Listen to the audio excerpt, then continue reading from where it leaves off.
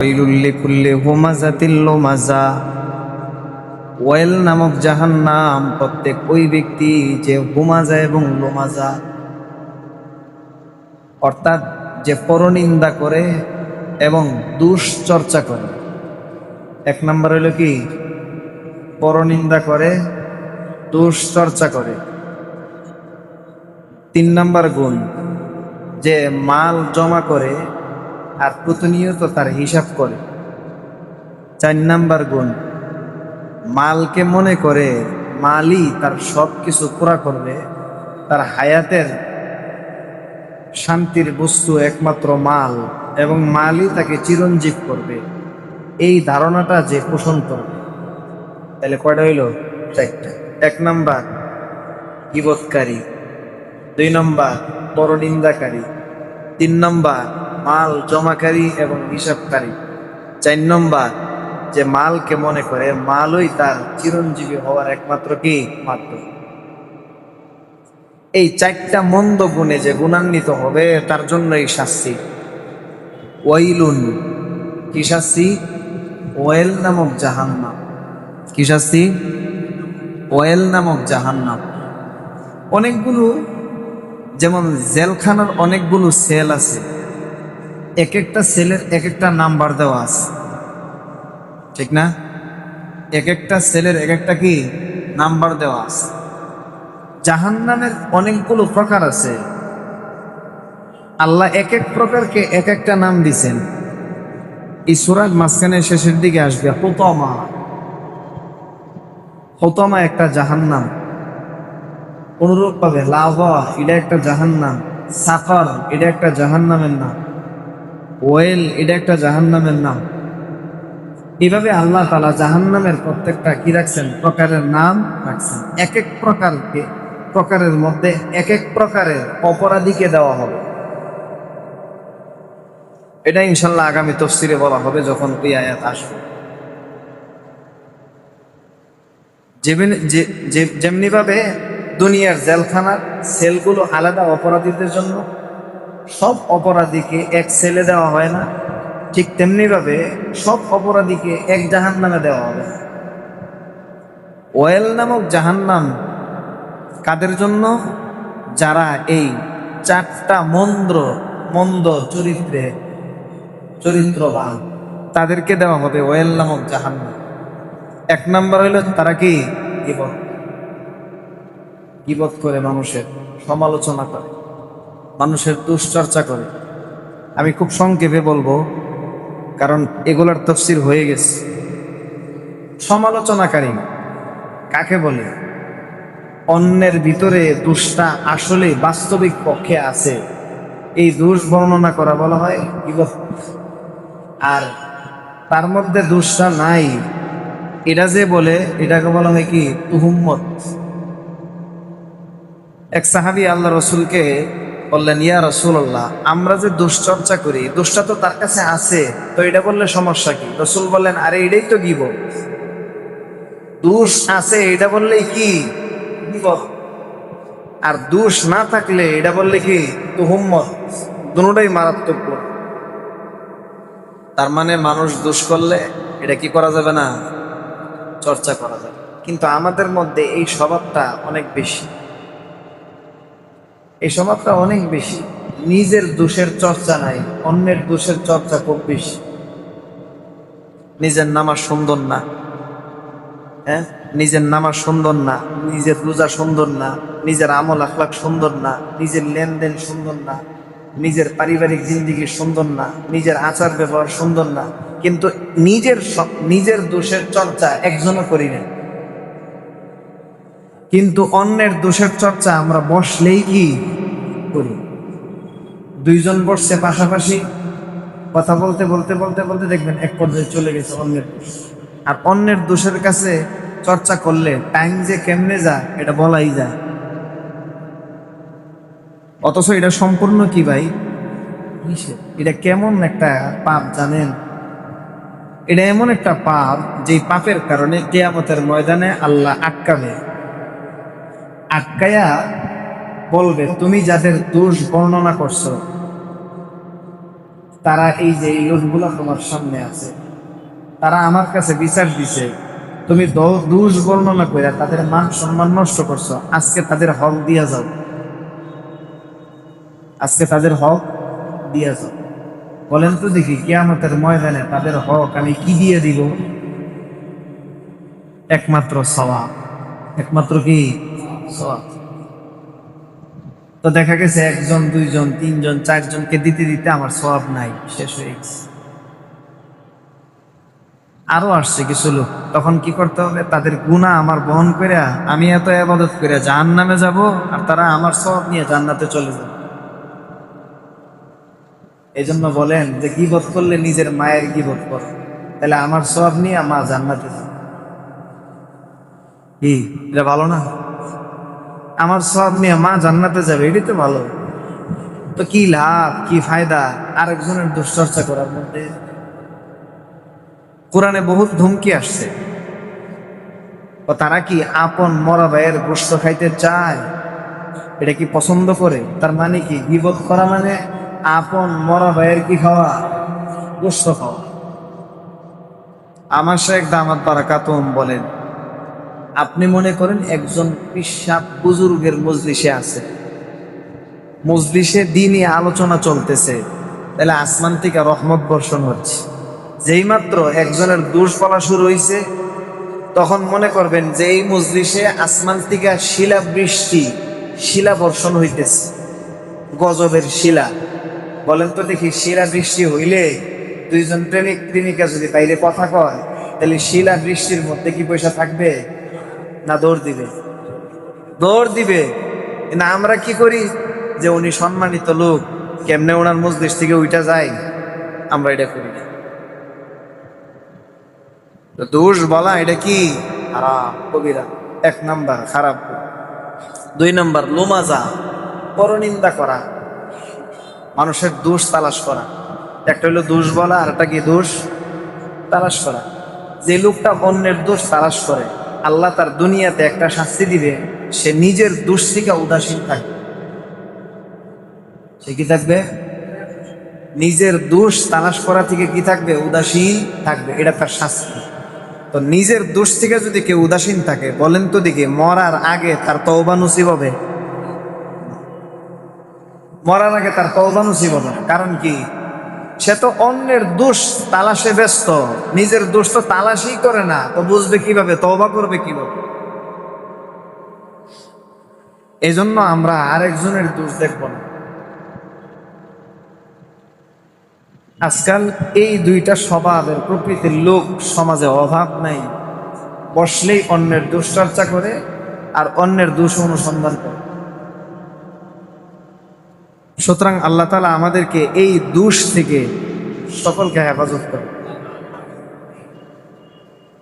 আজকে থেকে এটা আমরা প্রতিজ্ঞা করতে পারবো না যে আমি অন্যের দোষ বলবো না। নামাজ পড়ে না, এটা আরেকজনের কাছে বলতেছে, এটাও দোষ, বলা যাবে না। সে জিনা করছে, এটাও বলা যাবে না। সে চুরি করছে, এটাও বলা যাবে না। সে মদ খায়, এটাও বলা যাবে না। দোষ। হ্যাঁ, তবে কথা আছে, কোন দোষ বলা যায় যেটা গীবত হয় না? এটা এর আগেও বলছে, গীবত করতে গেলে 3 শ্রেণীর লোক লাগে। কয় শ্রেণী? একজনে করে, একজনে শুনে, আর একজনের ব্যাপারে বলে। তাহলে কয় শ্রেণীর লোক লাগে? 3 শ্রেণী। একজন বলে, একজন শুনে, আর একজনের ব্যাপারে কি বলে। আমার দোষ বলার দ্বারা যদি আমার ফায়দা হয়, অথবা যার কাছে বলে তার ফায়দা হয়, অথবা যার ব্যাপারে বলে তার ফায়দা হয়, তাহলে দোষ বলা যায় না। এটা কি বলতে হবে না? যেমন আমার ফায়দা কি? আমার ফায়দা হলো আমার কাছে আম চুরি করে অমুকের ছেলে, আমার কাছের কি করে? আম চুরি করে অমুকের ছেলে। এখন আমি যদি এটা সমাজের পঞ্চায়েত কমিটির কাছে বিচার না দিই, সে কদিন পরে ডাব চুরি করবে, এরপরে আমার ঘরের ভিতরে ঢুকে চুরি করবে। এই জন্য আমার লাভের জন্য পঞ্চায়েত কমিটির কাছে আমি বিচার দিলাম, তার বিরুদ্ধে তার দোষ বললাম যে লোকটা এমন এমন এমন যায় যাচ্ছে। কার লাভের জন্য? নিজের লাভের জন্য। আরেকটা হলো যার কাছে বলতেছি তার লাভের জন্য। সেটা কিরকম?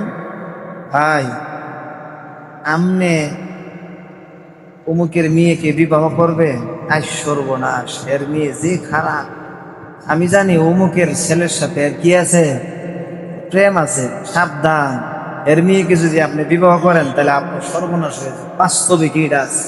তাহলে এটা কার উপকার হয়েছে? যার কাছে বলছি তার কি হয়েছে? উপকার হয়েছে। এই দোষ বলা যায়। আরেকটা, যার দোষ বলবো তার ফায়দা, সেটা কি? সে মনে করেন উলিগুলিতে বাবা খায়। কি খায়? বাবা খায় উলিগুলিতে। তার বাপটা বড় ভালো হাজি সাহেব মানুষ, বাপে জানে না সে যে আকাম করতেছে। এখন আপনি দেখছেন, দেখা আপনি তার বাবার কাছে বিচার দিচ্ছেন যে আপনার ছেলে তো এইটা করে, সুতরাং আমি এটা দেখছি, আপনি এটার বিরুদ্ধে পদক্ষেপ নেন। এই যে কথাটা বলছেন, তার দোষ বলছেন, সে এইটা করে, অমুক পার্কে দেখছি নিয়ে নিয়ে ঘুরে, এই যে বললেন তার দোষটা, এটা কার ফায়দা? যার দোষ বলছেন তার ফায়দা। এমন যদি দোষ বললে যে বলে তার ফায়দা, অথবা যার কাছে বলে তার ফায়দা, অথবা যার ব্যাপারে বলে তার ফায়দা, যদি এমন হয় তাহলে গীবত করা যায়, অন্যতাই কি নাই জায়েজ। আমরা যারা শাসলে চা খায়া দোষ বলি, আমারও ফায়দা নাই, যার কাছে বলি তারও ফায়দা নাই, যার ব্যাপারে বলি তারও কি নাই, কোনো ফায়দা নাই। এই ধরনের গীবতের যারা করে তাদের জন্য ওয়াইল নামক জাহান্নাম।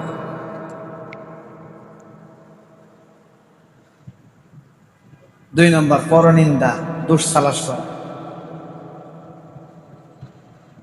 সিআইডির হুকুম ভিন্ন, রাষ্ট্রীয় পর্যায়ে গোয়েন্দা বিভাগের হুকুম কি ভিন্ন। তাদের কাজেই রাষ্ট্রের উপকারার্থে, সমাজের উপকারার্থে যদি এরকম গোয়েন্দা লাগায় যে এই সমাজে যেন কোনো অপ্রীতিকর ঘটনা না ঘটে, এটা দেখবা, এটা তার জন্য জায়েজ। তাহলে গেল কয়টা গুণ গেল? খারাপ গুণ দুইটা। 1 নাম্বার কি?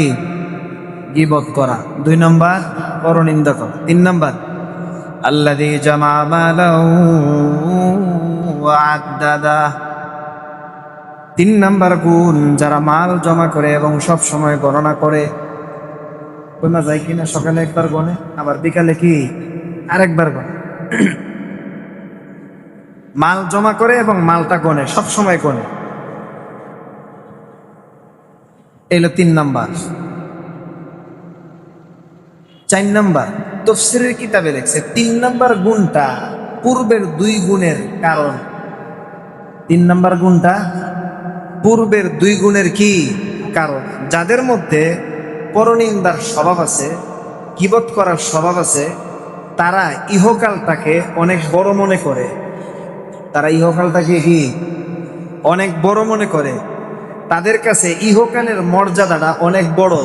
ইহকালের মর্যাদা আমাদের সাধারণ চোখে আমরা কি দেখি? ধন সম্পদ, যার টাকা পয়সা আছে সমাজে তারা খুব মূল্যায়ন করে। মানুষ চেয়ার দেখলে উইটা যায়, তারা দেখলে সালাম দেয়, অনেক মর্যাদা করে মানুষ।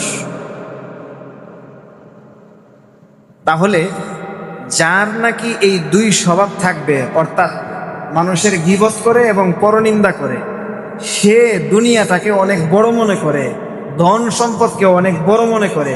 তাই ধন সম্পদ কেমনে জমা করতে হইব এ ধান্দাই থাকে, আর সবসময় এটার হিসাব কষে।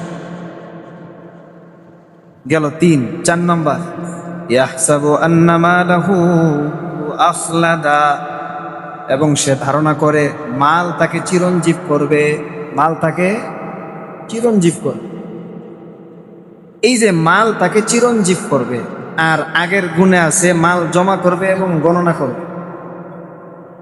যে নাকি মনে করে যে মাল তাকে চিরঞ্জীব করবে, মাল আরাম আয়েশের একটা বিশেষ একটা বস্তু, এই জিনিসটা ভিতরে লালন করার 2টা পদ্ধতি। কয়টা পদ্ধতি? ভিতরে লালন করা, যে মালই সব, এই বিষয়টা ভিতরে লালন করার 2টা পদ্ধতি। 1 নাম্বার হইল, কেউ বিশ্বাসে লালন করে। কেউ কি বিশ্বাসে লালন করে, আর কেউ বিশ্বাসে লালন করে না, বরং মনে মনে ধারণা করে এবং কার্যত লালন করে। তাহলে কি বললাম? যে মনে করে মাল তাকে চিরঞ্জীব করবে, মালই একমাত্র কি মাধ্যম, আরাম আয়েশের, এই বিষয়টা ভিতরে লালন করার দুইটা পদ্ধতি। একটা হইলে বিশ্বাসে লালন করে, আর একটা কি কার্যত লালন করে, সেটা মনে করে বিশ্বাস করে। যদি কেউ বিশ্বাস করে যে মালই সব, মালই এক নম্বর, টাকা পয়সাই এক গডফাদার, এর উপরে আর কেউ নাই, এটা কেউ যদি বিশ্বাস করে তার ঈমান থাকবে। কেউ যদি বিশ্বাস করে তাহলে কি থাকবে না? ঈমান থাকবে না।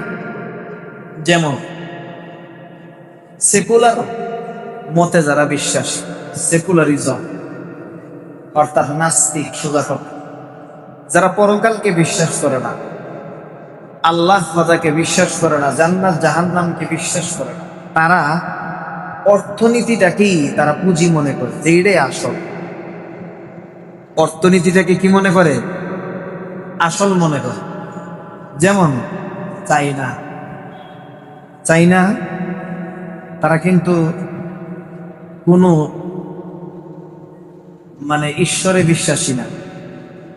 চাইনারা আল্লাহ তো বিশ্বাস করেই না, কোনো কিতাবকেও বিশ্বাস করে না, পুরাটাই সেকুলার মতে বিশ্বাস, নাস্তিক প্রভাব।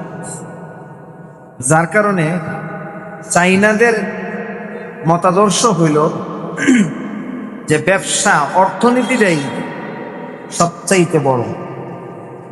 অর্থনীতিটা কি সবচাইতে বড়।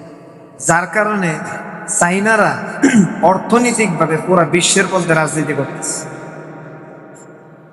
কারণ কি? তারা বিশ্বাস করে। তারা কি করে? কিন্তু আমরা বাঙালিরা যেহেতু আল্লাহকে বিশ্বাস করি, অর্থনীতিটাকে তেমন বিশ্বাস করি না, এই জন্য আমরা অর্থনৈতিকভাবে তেমন তাদের মতো উঠতে পারি। কিন্তু তারা কি অর্থনীতিতে বিশ্বাসী, যে মালই একমাত্র মাধ্যম। জাপান, তারা অর্থনীতিতে বিশ্বাসী, তারা মনে করে মালই একমাত্র কি মাধ্যম, তাদের ঈমান নাই। ঠিক তেমনি ভাবে কোনো মুসলমান যদি এই ধারণাকে আকীদা হিসেবে লালন করে যে মালই একমাত্র গডফাদার, মালই একমাত্র সবকিছু, তাহলে কিন্তু তার কি থাকবে না? ঈমান থাকবে না। এবার আসেন, মালকে আকীদা হিসেবে লালন করে না, কিন্তু কার্যত মালকে মানুষ মনে করে যে মাল একমাত্র শান্তির মাধ্যম, এটা মনে করে, কার্যত বিশ্বাসে না। কিনা? বিশ্বাস। বিশ্বাসে যদি মনে করে তাহলে কিন্তু তার ঈমানেই নাই। তার ওয়াইল্লাহ জাহান্নাম কি আরো মারাত্মকটা, চিরস্থায়ী জাহান্নাম, কোনোদিন সে জান্নাতের আশা করবে না। কিন্তু বিশ্বাসে লালন করে না, সে কার্যত লালন করে যে মালই একমাত্র কি মাধ্যম। যদি কার্যত লালন করে তাহলে তার দ্বারা এক নম্বর যে সমস্যাটা হবে, যে কার্যত মালকে মনে করবে যে মাল আমার শান্তির মাধ্যম, মাল আমার দুনিয়াতে চলার একটা বড় মাধ্যম, যে কার্যত বিশ্বাস করবে, তার সমস্যা কি হবে জানেন? এক নম্বর সমস্যা হবে সে আল্লাহর করণীয় বিধানগুলো লঙ্ঘন করবে, বর্জনীয় বিধানগুলো সে লঙ্ঘন করবে। কি বললাম বলেন? কেউ যদি মালকে কার্যত বিশ্বাস করে, আকীদাগত দিক দিয়া না, কার্যত বুঝেন মানে কাজে কর্মে বুঝায় যে মালই একমাত্র মাধ্যম, বিশ্বাসে না, কাজে কর্মে বুঝায়। কেমন? মনে করেন রাত্রে একটায় ঘুমায়, আবার ফজরের সময় চলে যায়, ফজরের নামাজের খোঁজ খবর নাই, জোহরের নামাজের খোঁজ খবর নাই, সব সময় মাল বেচা কিনা, এটা সেটা, অমুকের ফোন তমুকের ফোন, অমুকের সাথে লবিং, ওইখানে যেতে হবে সেখানে যেতে হবে, এরকম। এটা বলা হয় কার্যত বিশ্বাস। এরকম যারা কার্যত বিশ্বাস করে, কাজে কর্মে বিশ্বাস করে, তাদের এক নম্বর যে সমস্যাটা হবে সেটা হবে আল্লাহর আদেশগুলো তার দ্বারা লঙ্ঘন হবে, নিষেধগুলো তার দ্বারা কি হবে? লঙ্ঘন। কেমন? সে যেহেতু কার্যত সে মালকে এক নাম্বার মাধ্যম মনে করে, তাই সে এটা কামাই করতে গিয়া কোনো হালাল হারামের তোয়াক্কা করবে। কামাই করতে গিয়ে কি করবে না? হালাল হারামের তোয়াক্কা করবে না। 1 নম্বর আল্লাহর বিধান ছাড়বে। কি ছাড়বে ভাই? একটু মনোযোগ দিয়ে শুনি। 1 নম্বর কি ছাড়বে? আল্লাহর বিধান ছেড়ে দিবে। দেখেন এই সাদা মাটা কথাগুলো আমার ভিতরে আছে কিনা প্রত্যেকে আমরা একটু যাচাই করবো। যদি থাকে তাহলে সাবধান, তাড়াতাড়ি ব্যবসা করব, ঠিক আছে, কিন্তু এই সমস্যা যেন আমার ভিতরে না থাকে। ব্যবসা ভিন্ন জিনিস, কিন্তু এই সমস্যায় আক্রান্ত হয় এটা কি? মনে করেন একজন লোক, দুধ তো খুব ভালো জিনিস, ভালো জিনিস না? দুধ ভালো জিনিস, কিন্তু একজনের পেটের সমস্যা। বলেন তো দেখি, তার জন্য কি দুধটা ভালো? তার জন্য দুধটা ভালো না, এই মুহূর্তে তার পেটের জন্য দুধটা ভালো না। কিন্তু দুধ তো আসলে ব্যবসা জান্নাতে যাওয়ার মাধ্যম, এইটা জাহান্নামে যাওয়ার মাধ্যম হবে কিভাবে? ব্যবসা তো ভালো, নবীর সুন্নত, কিন্তু আমি যে সমস্যায় আছি আমার জন্য এই ধরনের ব্যবসা কি জায়েজ কিনা, বৈধ কিনা, এটা একটু চিন্তা করি। তো কি বললাম? আল্লাহ তাআলার আদেশ তার দ্বারা কি হবে? লঙ্ঘন হবে। 1 নাম্বার, সে বাড়ি করতে গিয়া, মাল কামাই করতে গিয়া, ব্যবসা করতে গিয়া, চাকরি করতে গিয়া নামাজ ছেড়ে দিবে। কি দিবে? নামাজ ছেড়ে দিবে। মনে করেন চাকরি থেকে আসছে রাত্রে 12টায়, রাত্রে ঘুমাইতে ঘুমাইতে 1টা বাজছে, ফজরের নামাজ পড়ে নাই, 8টা পর্যন্ত ঘুমাইছে, আবার ওইটা আবার অফিসে চলে গেছে। বলেন তো দেখি, তার এই চাকরিটাকে সে কার্যত বড় মনে করার কারণে নামাজ পড়তে পারে নাই, নামাজ পড়তে পারে নাই। অনুরূপ ভাবে একজন ব্যবসা বাণিজ্য করে মার্কেটের মধ্যে, রোজা রমজানের দিন তারাবির খবর নাই, কি নাই? আছে, আছে। আমাদের মুসলমান ব্যবসায়ীদের কথা বলছি, রোজা রমজানের দিন তারাবির খবর নাই। যত রমজান শেষে যায় আল্লাহর মাগফিরাত তত বাড়ে, দয়া তত বাড়ে, কিন্তু তাদের ব্যস্ততাও তত বাড়ে। তাদের ব্যস্ততাও কি তত বাড়ে? প্রথম কয়েকদিন তারাবিতে শরীক হওয়ার পর রমজান যখন শেষ হয় আর তারাবি পড়তেই পারে না। পারে? তারাবির খবর নাই, ইফতারের খবর নাই, রোজার খবর নাই। অনেকে তো চাকরির কারণে রোজাই রাখতে পারে না, আছে না নাই? বলেন তো দেখি, তারা কার্যত দুনিয়াটাকে, মালটাকে তারা বড় মনে করার কারণে আল্লাহর বিধান লঙ্ঘন করে, আল্লাহর বিধান লঙ্ঘন করে, নামাজের খোঁজখবর নেই। অনুরূপ ভাবে ওই সমস্ত মহিলারাও এর মধ্যে সামিল, যে সমস্ত মহিলারা সাংসারিক ঝামেলায় নামাজ ছেড়ে দেয়, সাংসারিক ঝামেলায় নামাজ ছেড়ে দেয়। আল্লাহ নামাজের খবর নাই, ফজরের নামাজটা, বিশেষ করে ফজরের নামাজ। এই জন্য তো হাদিস আছে, মান সাল্লাল বারদাইন দাখালাল জান্নাহ, যে 2 ঠান্ডার নামাজ পড়বে সে সোজা জান্নাতে চলে যাবে। হাফিজু আলাস সালাওয়াতি ওয়াস সালাতিল উসতা, দিনের শুরুর নামাজ ঠান্ডার নামাজ কোনটা? ফজরের নামাজ। আর দিনের শেষের ঠান্ডার নামাজ কোনটা? আসরের নামাজ। এই 2টা নামাজ মানুষের খুব ব্যস্ততা, একটা রাতের ব্যস্ততা ঘুমের, আর একটা কি কাজের ব্যস্ততা দিনের শেষে আসর। এজন্য হাদিসে বলছে এই 2 নামাজের যে হেফাজত করবে সে সোজা জান্নাতে চলে যাবে। কিন্তু দেখবেন যারা যারা নামাজ পড়তে পারে না, বিশেষ করে এই 2 নামাজেই তাদের থেকে বেশি ছুটে। বলেন তো দেখি, তারা তাদের চাকরিটা, তাদের ব্যবসাটা, তাদের এই মাল কামাই করাটাকে বড় মনে করার কারণে, কার্যত বড় মনে করার কারণে রবের বিধানটা তাদের কাছে তুচ্ছ। রবের বিধানটা, একজন মনে করেন বিল্ডিং বানাইতেছে, বাড়ি বানাইতেছে খুব সুন্দর, আজান ফজরের হইতেছে, জোহরের হইতেছে, আসরের হইতেছে, খবর নাই। ওই বাড়ির মধ্যে কাজ কাম নিয়ে ব্যস্ত, নামাজের কি নাই? খবর নাই। মসজিদে জামাত চলছে, উনি বাড়িতে খুব ব্যস্ত। বলেন তো দেখি, কার্যত এই লোকটা দুনিয়ার সে বাড়ি বানানো, সে আরাম আয়েশ তার কাছে বড় না? রবের বিধান তার কাছে তুচ্ছ না? তার জন্যই ওয়েল নামটা এক, আল্লাহর বিধান লঙ্ঘন হবে। আল্লাহর বিধান, আসেন, যে সমস্ত নারীরা চাকরি করে, যে সমস্ত নারীরা দুনিয়া কামাইয়ের জন্য কি করে? চাকরি করে, পুরুষদের তুলনায় নারীদের লোকটা একটু বেশি। পুরুষদের তুলনায় নারীদের লোকটা কি বেশি। আল্লাহ তাদের গঠনটাকেই বানাইছেন ঘরের জন্য, বাহিরের জন্য না। তার পুরা শরীরটাই আল্লাহ ঘরের জন্য বানাইছেন, যে ঘরকে সামাল দিবে নারী, বাহিরকে সামাল দিবে পুরুষ। কিন্তু অর্থের লোভে তারা কি করে, ঘর সামাল দেওয়া ছাড়া বাহির সামাল দেয়, যার কারণে ঘরও হয় না, বাহিরও হয় না। অর্থের লোভে তারা কি করে, বেপরদায় চাকরিতে যায়, আল্লাহর বিধান লঙ্ঘন করে। কি করে? আল্লাহর বিধান লঙ্ঘন করে বেপরদায় চাকরিতে যায়। অনেকে এমন চাকরি করে, রিসিপশনে চাকরি করে, রিসিপশন, বুঝলেন? হোটেলে ঢুকবো আর এতে রিসিপশন করে বারবার হয়ে ভিতরে ঢুকে, এমন চাকরিও কি মুসলমানদের সন্তান এমন চাকরি করে। অনুরূপ ভাবে কি করে, নারীরা এখন বাস বিপণী বিতান দোকানগুলোতে এখন নারীরা বিক্রি করে, কাপড় চোপড় বিক্রি করে। নারীদের দোকানগুলোতে খুব ভিড়। বলেন তো দেখি, নারী এই যে সে একটা পরপুরুষের সাথে মিষ্টি, কারণ কর্কশ ভাষায় কথা বললে তো কাস্টমার আসবো না, আসবো? আরে আশ্চর্য অবস্থা। মাঝে মাঝে দেখবেন আপনার অচেনা নাম্বারে ফোন আইব, ফোন দিয়ে একটা নারী বলবে, জি স্যার, আপনি মনে হয় আমাদের থেকে একটা প্রোডাক্ট কিনছিলেন, আপনারা এই ফোন কে কে পাইছেন? অনেকে পাইছেন না? আমার একদিন ফোন দিয়া বলতেছে যে হুজুর, মানে হুজুর না, বলতেছে স্যার আপনি আমাদের থেকে একটা প্রোডাক্ট নিয়েছিলেন, এই অনেকগুলো নাম কইতেছে। আমি চিন্তাই করে গেলাম, আমি তো কোনোদিন এমন প্রোডাক্ট কি নেই না, এতে আমার নাম্বারটা পাইল।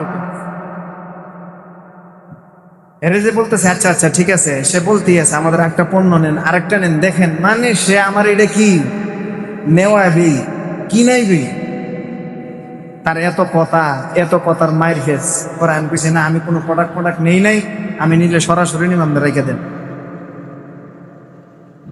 তো এই যে দেখেন, নারীদেরকে এখন কি করছে, পণ্য বিক্রি করার জন্য মাধ্যম বানাইছে। আল্লাহর বিধান লঙ্ঘন হইতেছে দুনিয়ার জন্য। আল্লাহর বিধান কি হয়? লঙ্ঘন হয়। তারা যদিও আকীদাগত বিশ্বাস করে না, কিন্তু কার্যত লালন করে। দুনিয়াটাই তাদের একমাত্র মাধ্যম, মাল অর্থটাই একমাত্র মাধ্যম, যার কারণে নারী পুরুষ আল্লাহর বিধান কি করে? লঙ্ঘন। আসেন, আল্লাহর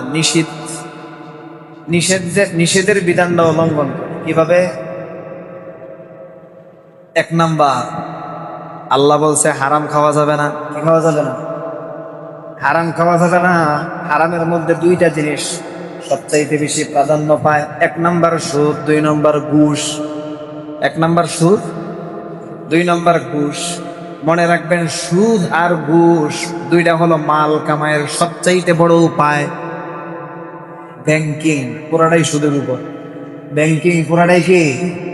পুরাটাই সুদের উপর। লোন লয়ে বাড়ি বানাইতেছে সুদের উপর, লোন লয়ে এটা করছে সেটা করছে, পুরাটাই কি? সুদ। পুরা ব্যাংকিং এর জালে পুরা বিশ্বটাই আবদ্ধ। তাহলে সুদ হারামের সবচাইতে বড় কি মাধ্যম। এরপরে ঘুষ। যারা সরকারি চাকরি করে, কি করে? সরকারি চাকরি করে, মনে করেন রেজিস্ট্রারি অফিসে আছে, অথবা নিউট্রিশন ওই বিভাগে আছে, অথবা থানা মামলা আদালতে কত কিছু যে আছে, সুবহানাল্লাহ, কত প্ল্যাটফর্ম যে সরকারি আছে। বলেন তো দেখি, সরকার তাদের জন্য মাস শেষে বেতনের বরাদ্দ আছে কিনা? আছে। যার জন্য বেতনের বরাদ্দ থাকবে, সে বেতনের বাইরে কাজ করতে গিয়া যেই কাজটা সরকারিভাবে করাটা তার দায়িত্ব, এটা করতে গিয়া যেই বিনিময় নিবে, যেই শব্দতেই নেক, যেইভাবেই নেক, ঘুরাইয়া নেক আর হাদিয়া বললে নেক, পুরাটাই ঘুষ। পুরাটাই কি? আমি তো কিছু কই নাই, আমার এমনি দিয়ে গেছে। কাজ না করলে বুঝে দিচ্ছে আপনারে কাম না করলে বুঝে দিছে, কাম করছেন যদি দিছে, চেয়ারটা ছাইরা দেন, দেন আপনারা সালাম দেন, থাপ্পড় দিব। চেয়ারটা ছাইরা দিয়া আপনি জানতে আপনারা থাপ্পড় দিব, কই দেখ একটা বকা দিয়া কইব এতে ঘুষ কইব না? তাহলে এটার হাদিয়া কোন কেমনে? হাদিয়া হয় কেমনে আবার? তার মানে কি জানেন, ঘুষটাকে হাদিয়া বলা মানে কি জানেন? ঘুষটাকে সে হালাল মনে করে। ঘুষকে হাদিয়া বলার অর্থ কি? ঘুষকে কি মনে করে? হালাল মনে করে। হারামকে হালাল মনে করলে ইমানই থাকবো না, পটাশ, ইমান শেষ। কত বড় মারাত্মক। এজন্য সাবধান, দুনিয়া কামাই করতে গিয়া যদি রবের নিষিদ্ধ বিধানগুলো যদি লঙ্ঘন হয়, বুঝতে হবে সে কার্যত মালকে বড় মনে করে। ওই যে আমার আলোচনা, সে কার্যত মালকেই বড় মনে করে। রব বলছেন সুদ খাওয়া যাবে না, রব বলছেন ঘুষ খাওয়া যাবে না। আল্লাহ কোরআনে বলছে যদি সুদ খায় তার শাস্তি কি কিয়ামতের দিন জিনের রুগী যেরকম মাতলামি করে, এদিকে যায় সেদিকে যায়, বিবস্ত্র হয়ে যায়, ঠিক তেমনি ভাবে অস্বাভাবিক হয়ে যায় জিনের রুগী। সে কোনো মানুষের স্বাভাবিক আচার তার থেকে প্রকাশ পায় না, অস্বাভাবিক হয়ে যায়।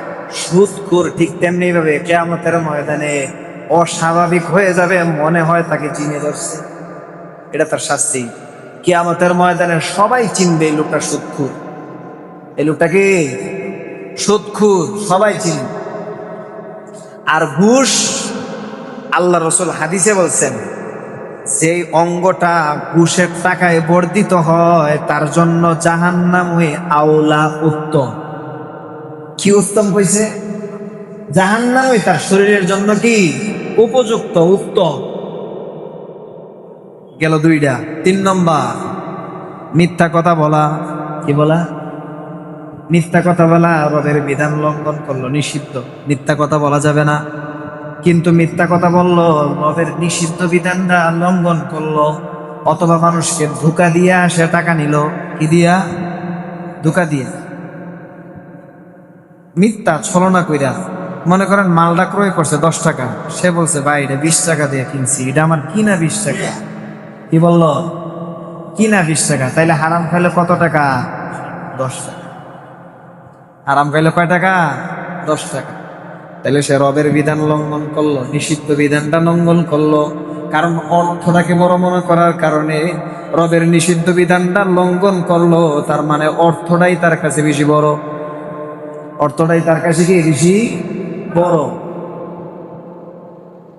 অনুরূপভাবে হারাম ব্যবসায় যারা জড়িত, হারাম ব্যবসা, ইয়াবা ব্যবসা আছে না নাই? যদি না থাকতো তাহলে ঢাকায় আবার ইয়াবা আয় কেমনে? ঢাকায় ইয়াবা এটা আয় কেমনে? মদের ব্যবসা আছে না নাই?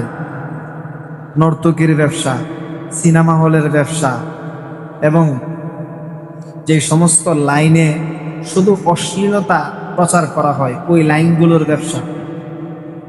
কথা বুঝছেন? এই সমস্ত হারাম ব্যবসায় সরাসরি জড়িত থাকা, লবের বিধান কি করা? লঙ্ঘন করা। তারাও মনে রাখবেন রবের বিধান যেহেতু তারা অর্থের কারণে রবের বিধান লঙ্ঘন করতেছে, কার্যত তাদের কাছে অর্থটাই বড়। এই জন্য তারা ইয়াবা ব্যবসা ছাড়তে পারে না, হারাম ব্যবসা ছাড়তে পারে না, সুদ ছাড়তে পারে না, ঘুষ ছাড়তে পারে না। তাদের জন্য ওয়াইল নামক জাহান্নাম। আপনি এই হারাম কামায়া কার জন্য রেখে দেন? কন্যা। এই যে আজকেও তো আমাদের আব্দুল আজিজ ভাইয়ের আব্বা মারা গেছে, সম্পদ আছে, উনি বলেন তো দেখি 1 ফোঁটা সম্পদ কবরে নিয়ে যাইতে পারছে? সবগুলাই ওনাদের ছেলে পেলেদের জন্য আছে। ঠিক তেমনি ভাবে আমি যে মাল কামাই করলাম, হালাল করলে তো আলহামদুলিল্লাহ ভালো, কিন্তু হারাম যদি করি তাহলে আমি কার জন্য রেখে গেল? এই 10টা 5টা ফ্ল্যাট থাকতেইব, বাড়ি থাকতেইব, গাড়ি থাকতেইব, আমার লন্ডনে বাড়ি থাকতে হবে, অমুক জায়গায় বাড়ি থাকতে হবে। বলেন একটা মানুষ ঘুমাইলে কয়টা খাটে ঘুমাইতে? কয়টা খাটে? এতগুলো ফ্ল্যাট তার লাগবে ধোঁকাবাজি অথবা হারাম পন্থায়। এজন্য হারাম না, হালাল ভাবে কামাই। হালাল ভাবে যদি কেউ কামাই করে কষ্ট হবে, কিন্তু কি হবে জানেন? সে এই হালাল ভাবে কামাই করার কারণে এই হালাল টাকা দিয়া যে যে ইবাদত করবে সব ইবাদতের সওয়াব সে পাবে। দেখেন এবার হালাল টাকা ইবাদতের কি মাধ্যম হইল, সে সওয়াব পাবে। এজন্য বলতেছিলাম, যদি কেউ কার্যত মনে করে যে অর্থই বড়, তাহলে তার দ্বারা কি সমস্যা হবে? 2টা সমস্যা। 1 নম্বর রবের আদেশের বিধান লঙ্ঘন হবে, 2 নম্বর রবের নিষিদ্ধের বিধান লঙ্ঘন হবে। এই 2টা খারাপ বিধান। এখন আসেন আমরা বুঝবো কিভাবে যে আমার মধ্যে এই স্বভাবটা আছে কিনা, যে আমি কার্যত এটাকে বড় মনে করি, আমার মধ্যে এই স্বভাবটা আছে কিনা, বা আমার ভাইয়ের মধ্যে এই স্বভাবটা আছে কিনা, এটা আমরা বুঝবো কিভাবে? এটার আলামত কি, সিমটম কি?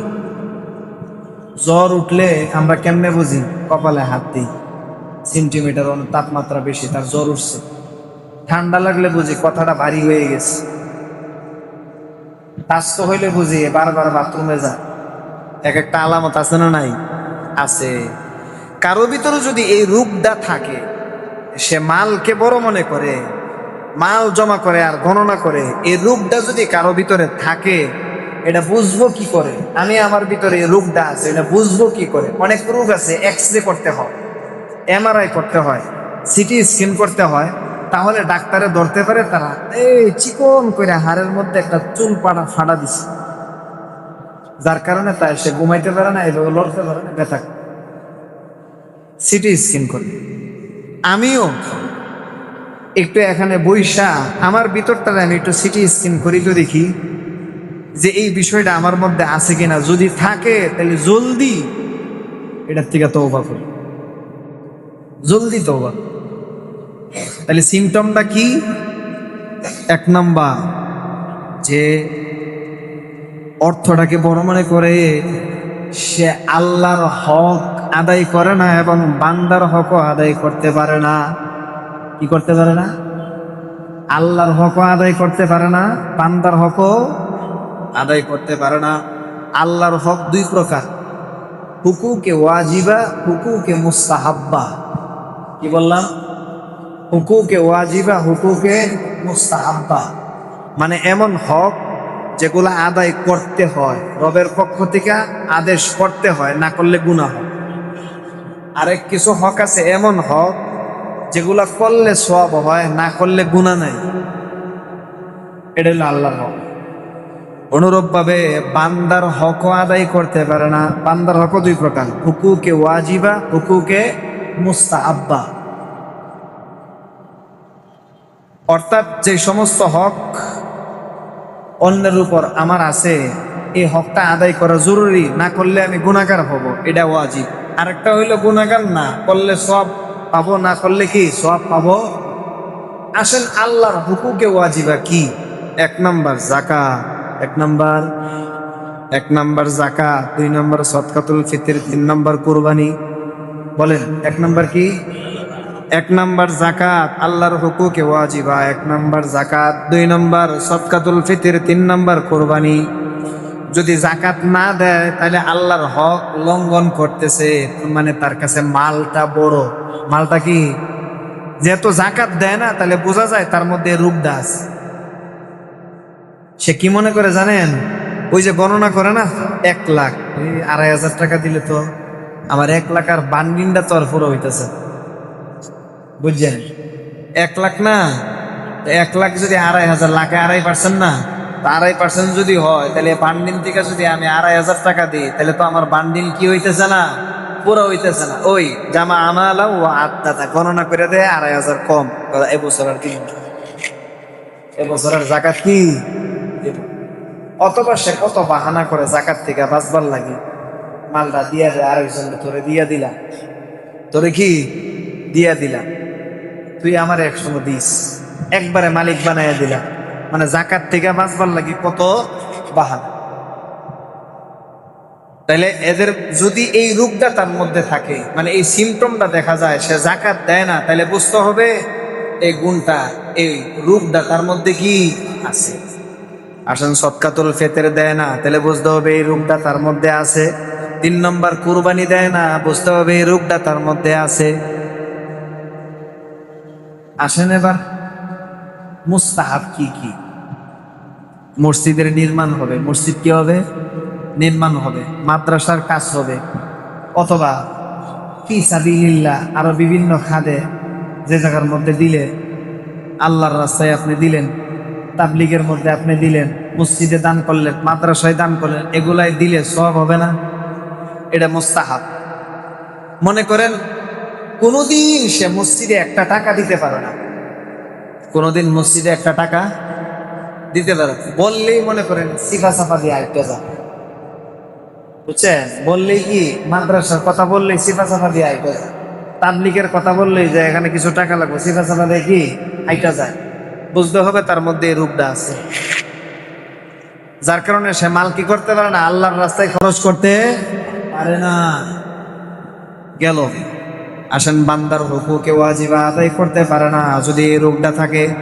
মালকে সে বড় মনে করে, মাল ওই সব, মাল কমে যাবে, যদি আমি মানুষের হক আদায় করি মাল কমে যাবে, এটা মনে করে সে মানুষের হক আদায় করতে পারে না। এক নম্বর, তার অধীনস্থ যারা আছে তাদের লালন পালনের, ভরণ পোষণের দায়িত্ব তার, যেমন স্ত্রী।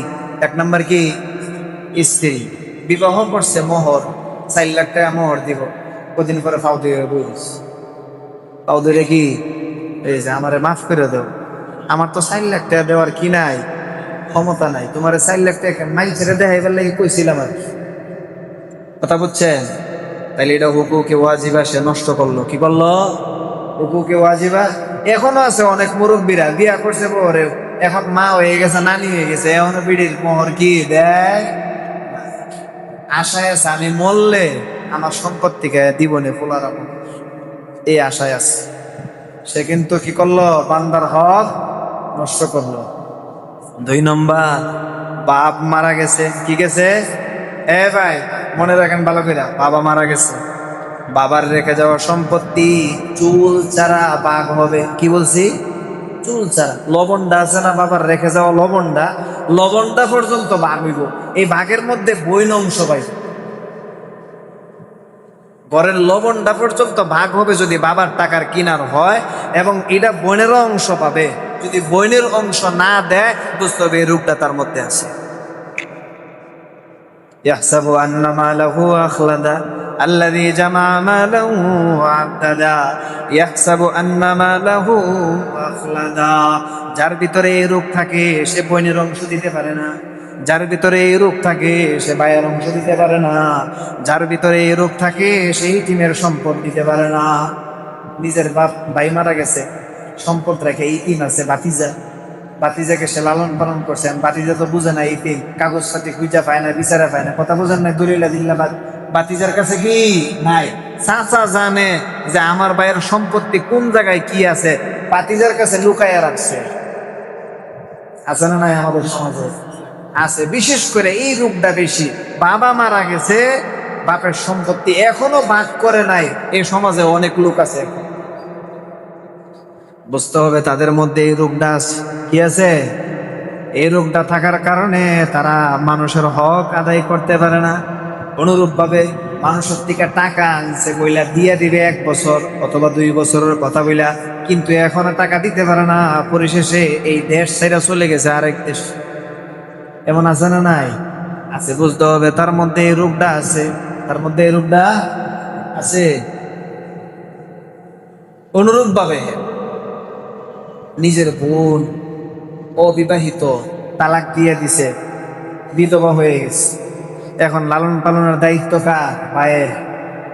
এই বিধবা বোনকে লালন পালন করে না, নিজের অধীনস্থ আত্মীয় স্বজন পেটে ভাত নাই, খাইতে পারে না, অন্যের কাছে সাহায্য করে। এই সমস্ত লোকদেরকে সাহায্য করা ওয়াজিব। সাহায্য করা কি? যদি এগুলা না করে তাহলে বুঝতে হবে তার মধ্যে এই রূপটা পুরাপুরি ভাবে কি আছে। মনে রাখবেন, ক্যান্সার একদিনে হয় না এত বড়, ক্যান্সার একদিনে কিন্তু এত বড় কি হয় না, আস্তে আস্তে আস্তে আস্তে পুরো শরীরটা পয়সা যায়, এটা একদিনে হয় না। প্রথমে যেদিন সূত্রপাত হয়েছে এদিন কিন্তু কিঞ্চিত দিয়ে হয়েছে, এদিন কিন্তু কি কিঞ্চিত দিয়ে শুরু হয়েছে, কিন্তু ভুলক্রমে সে ধরতে পারে নাই, পরে গিয়া ধরছে, সময় শেষ হয়ে গেছে। মনে রাখবেন, এখন থেকে যদি আপনি সংশোধনের ইচ্ছা না করেন, পরে সংশোধন হবেন, তৎক্ষণাৎ কিন্তু দেরি হয়ে যাবে। আপনি বেড়া জালে আটকে যাবেন, আর পারবেন না, ছুটতে চাইলেও আপনি পারবেন। এজন্য এখন থেকে নিয়ত করেন যে আজকের থেকে আমার দ্বারা যদি কারো হক ছুটে থাকে, তাহলে আজকের থেকে আমি কারো হক নষ্ট করব না। যদি এই হক নষ্টের আলামত যদি কারো মধ্যে থাকে, তাহলে বুঝতে হবে তার মধ্যে এই খারাপ গুণটা আছে। সে কিন্তু ওয়েল নামক জাহান্নামের অধিবাসী। আল্লাহ আমাদেরকে হেফাজত করেন। আসেন এবার, আল্লাযী জামা মালাহু ওয়া আদ্দাদা, যে মাল জমা করে এবং গণনা করে এবং মালকে মনে করে মাল তাকে চিরঞ্জীব করবে। এই দুইটা গুণ যার মধ্যে থাকবে তার এক নাম, তার কয়টা নাম? একটা নাম। যার এই দুইটা গুণ থাকবে তার সমাজে কয়টা নাম হয়? একটা নাম। বলেন তো দেখি, এই নামটা কি? বখিল। এই নামটা কি? বখিল। আল্লাহ দুইটারে এক লগে কইরা বখিল। আল্লাযী জামা মালাহু ওয়া আদ্দাদা, মাল জমা করে গণনা করে। 2 নম্বর, ইয়াহসাবু আন্না মালাহু আখলাদা, মনে করে মাল আমাকে চিরঞ্জীব করবে, মাল আমার শান্তির আয়েশের জন্য একমাত্র মাধ্যম, তাই সে মাল খরচ করতে পারে না। একজনকে 500 টাকা দিতে পারে না, আল্লাহর রাস্তায় দান করতে পারে না, মসজিদে দিতে পারে না, মাদ্রাসায় দিতে পারে না, আত্মীয় স্বজনের হক দিতে পারে না, কারণ সে বখিল। সে কি? বখিল। আল্লাহু আকবার। বখিলের ব্যাপারে আল্লাহ কি কিছু জানেন? ولا يحسبن الذين يبخلون بما آتاهم الله من فضله هو خير لهم بل هو شر لكم سيطوقون ما بخلوا به يوم القيامة। আল্লাহ বলেন, যারা বখিল তারা যেন এটা মনে না করে আমার দেওয়া সম্পদ, আমার অনুগ্রহ, তাদেরকে যা যা দিছি সেটা তাদের জন্য উত্তম, এটা মনে করে তারা মালটাকে জমা করে রাখে, মনে করে এটাই তাদের জন্য উত্তম। এরা যেন এমনটা মনে না করে। এমনটা মনে মানে আল্লাহ আমাকে সম্পদ দিছে, এটা আমি জমা করে রাখবো আর এটা আমার জন্য উত্তম, এমনটা মনে যেন না করে। আল্লাহ বলতেছে তারা মনে করে এটা তাদের জন্য উত্তম। আল্লাহ কি বলেন? বাল হুয়া শাররুল লাহুম, এই মাল জমা করা আর এটা জমা কইরা রাখাটা, খরচ না করা, এটা তাদের জন্য সবচাইতে অকল্যাণকর। কে বলতেছেন? আল্লাহ।